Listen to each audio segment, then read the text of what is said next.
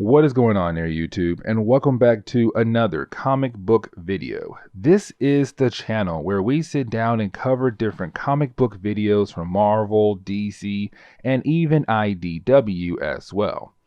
Over the past couple years, we have been covering the Ultimate Marvel Universe. Today, we are going to continue to cover the Ultimate Marvel Universe with Ultimate Mystery. This is the second story in the Ultimate Doomsday trilogy. If you missed the last video, long story short, Marvel wanted to do another trilogy event in the Ultimate Marvel Universe, where 3 stories tell one overarching story. The first story, which was Ultimate Enemy, was more on the fact that there is a new enemy and no one knows who he is, which leads to Ultimate Mystery, to figure out who the enemy is working for. And so if you do like today's comic book video, please leave me a like down below and also subscribe to the channel for more content to come in the near future. But I do hope you enjoy today's video. Now, Brian Michael Bendis begins the second story of this trilogy with us going to Project Pegasus. Remember that this is the place where artifacts that the American government found over the years that they know about or do not know about are stored at. Where we pick up with Wendell Vaughn, who was the one in charge of the place, is meeting up with Philip Dawson. Now, if you have been following along with my Ultimate Marvel videos, then you know that this is the Captain Marvel in this universe, where he works for S.H.I.E.L.D.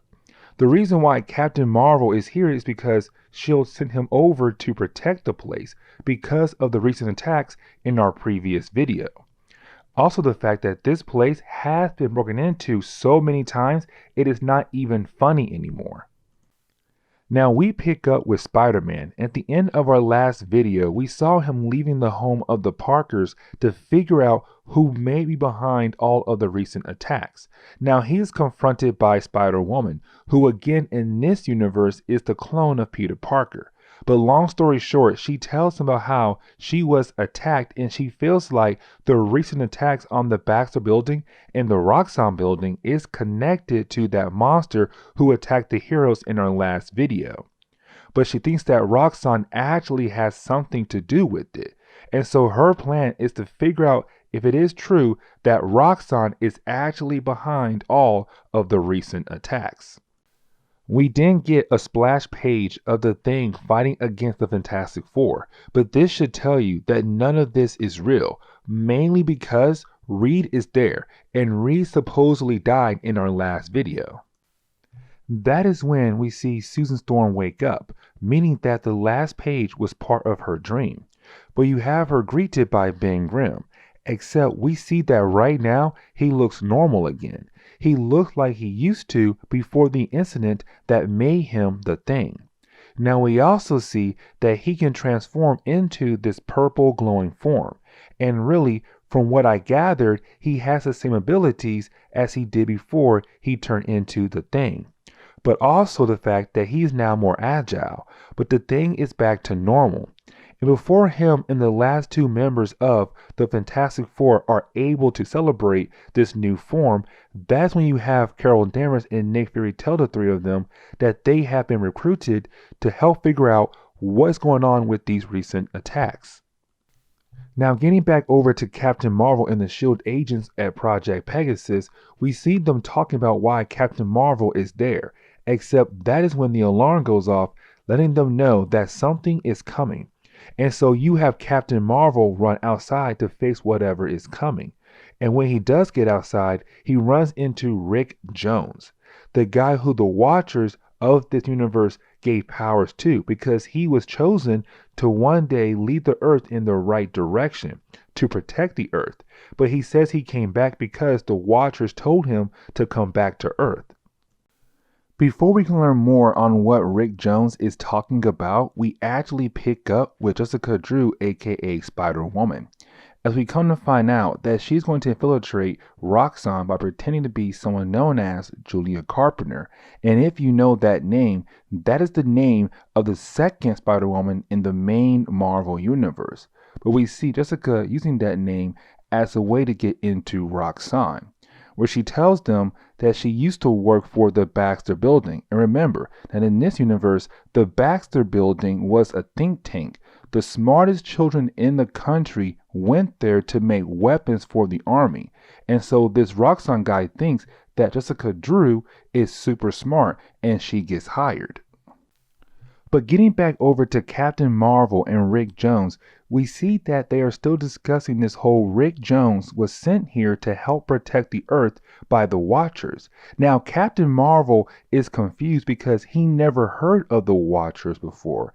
And the fact that there is a race out there giving people powers is kind of strange to him. Except in the middle of their conversation, that is when we see that something is taking over Captain Marvel's from the inside, which out of nowhere he turns into this horrible looking monster and begins to attack Rick Jones and the other S.H.I.E.L.D. agents that were in the area. But you have Brian Michael Bendis take us over to Johnny Storm, Sue Storm, and Ben Grimm at the Baxter Building. Nick Fury is there as well, but in some kind of disguise to make him look like the main Marvel Universe Nick Fury. But they are there to see if they can find any clues that can help them figure out more about the monsters from our last video. Now, Susan Storm realized something that is weird about the monster, that it grew when it came into contact with something, but after a while it lost control of itself after it grew to a certain size. But before they are able to learn more about the monster, that is when you have Rick Jones and Captain Marvel appear in the room. And we see them crash land in the middle of the room, where you have everyone ask him why he is here and why he brought Captain Marvel here. He tells everyone that he was thinking about heroes and his powers brought him here, because the only heroes he knew about are these guys. But you have Ben Grimm step up and say he's going to take on Captain Marvel on himself to see what his new powers can do. But before we can get to the battle, we have to pick up with Jessica Drew again, where we see her basically meeting the Roxxon version of the think tank. Now, some of these characters are making their first appearance. Layla Miller, Misty Knight, Samuel Stern, and Armin Zola III. The only character we have seen before is actually Nathaniel Essex, who we know him as Mr. Sinister, but also Apocalypse as well in this universe. And we will learn why this think tank was put together later on in the story. Now, getting back over to the fight between the last three members of the Fantastic Four and Captain Marvel, we do get a lot of splash pages to tell us that, hey, this is one epic battle, and we have to see how epic this battle is. But at the end of the fight, you have Ben Grimm being able to take down Captain Marvel at the end of the battle. But after everyone has stopped to realize that the battle is over, that is when you have Nick Fury, the Human Torch, and Ben Grimm realize that Susan Storm is missing and so is Rick Jones. Well, we do get one more page that shows us that Susan Storm and Rick Jones have been teleported back to the base of Project Pegasus, except this time we see that everyone there is dead now. Well, maybe not everyone, but there are a bunch of dead bodies. Now, they do see shadow figures that look like the figure of the monster from our last video. And so they go in to see if they can learn more on why these monsters are inside the base of Project Pegasus. But we jump over to Jessica Drew, who is with the Roxxon think tank group, where they are working together to figure out who's behind the attacks from our last video. Now, this is where things get rough for Spider-Woman, because as soon as they begin to talk about who could be behind the attacks, you have the group figure out that Spider-Woman lied to get a spot on the team, which makes them wonder who she really is and why she is here for. Now, getting back over to Susan Storm, who is at the base of Project Pegasus, she walks inside to see more monsters that look just like the monster from our last video that the heroes captured. Except while she does use her powers to stay hidden from them, that is when she is noticed by their leader. And their leader is no other than Reed Richards, letting us know that he did not die in our last video like we thought he did. He is alive and well, and apparently he is the bad guy of this whole event. Now, out of nowhere, you have Brian Michael Bendis remind us that when Reed was young, he was always picked on. He showed us this by using the same pages we have seen from the first issue of Ultimate Fantastic Four #1, where he was being bullied and he was saved by Ben Grimm to show us even back then they were close friends. Really, Ben Grimm was his only friend. We also get a couple pages that we have seen before to show us that Reed Richards' home life was rough, where his mother would try to be there for him and love him, but his father would always verbally abuse him because Reed was not the son he wanted. He wanted a son who played football. And so he would always talk down to Reed whenever he had the chance to do it. But getting back to the present day, we see the Thing, the Human Torch, Nick Fury, and Carol Danvers are now interrogating Captain Marvel because they believe that he turned evil, but they don't know that something corrupted his system and made him go crazy.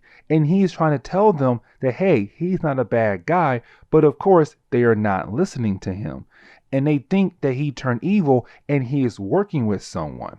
Plus, at the end of the fight, Susan and Rick did disappear as well. Then we get another 2 pages that refer back to the events of Ultimate Power, that lovely storyline. If you do remember, the Squadron Supreme team came to the Ultimate Marvel universe because Reed sent a probe into their universe that caused some parasite to grow and slowly kill off their planet. Even though technically Nick Fury was at fault for that, at first they blamed Reed for it. Then we get another couple pages referring back to Ultimatum, the event that changed the Ultimate Marvel universe, where Doctor Doom was the one who had fault for making Magneto go crazy and made him flood New York and cause other natural disasters. But Reed blames himself for everything in Ultimatum since technically it was his first experiment that made the Fantastic Four and Doctor Doom. And so he is taking full responsibility for what happened. But then we jump back over to the present day, where we pick up with Spider-Woman in the Roxxon think tank. We have them still questioning Spider-Woman and also figure out why Roxxon put all of them together for. Where some say they were put together to figure out if there is a mole in the company, but some even think that Roxxon could have been behind the attacks, even though we know that Reed Richards was the one behind the attacks.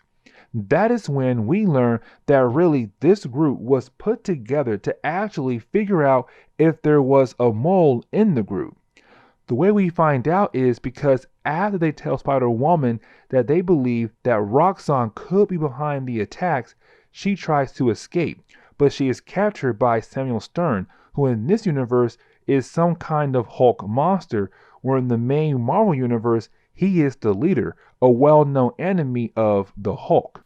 But to close on this book, we actually pick up with the Human Torch, Nick Fury, Carol Danvers, and Ben Grimm, still beating up on Captain Marvel to figure out where is Susan Storm. But that is when you have Susan Storm walk in and tell the others that she knows who's behind all the attacks, where of course she tells them that it is Reed Richards. And he told her back then that he is not done yet.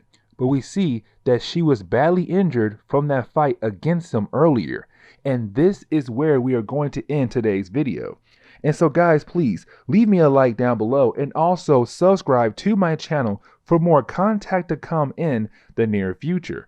Also, any suggestions on books I should read? Well, please let me know in the comments below, because you never know, your suggestion could be a future video down the road. But guys, I'm out of here, and I will see you on the next comic book video.